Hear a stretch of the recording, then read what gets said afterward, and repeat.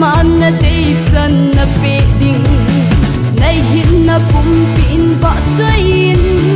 amma e ho dia hu hing tu wakai ki man hi anno min amin va chai hi ki pana ava chai la alang khom hi pum ko thil to bangin asang si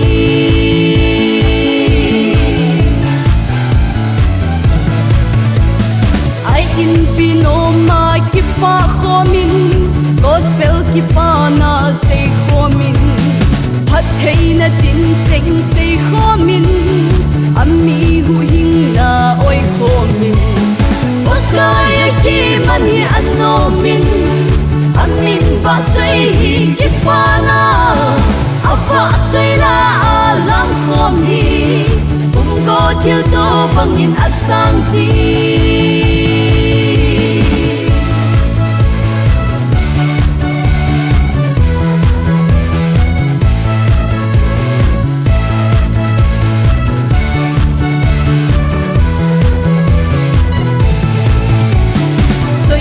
na lom pen leng si su ba chai na piu ti Emmanuel thang va na la min a anga Jehovah sai re e ho dia wakai ki man hi anno min amin va chai hi ki pana ava chai la alam khom hi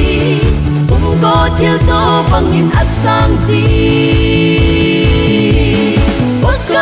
ki man hi anno min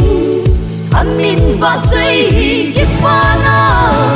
ava chai la alang khom hi um go thil to bangin asang si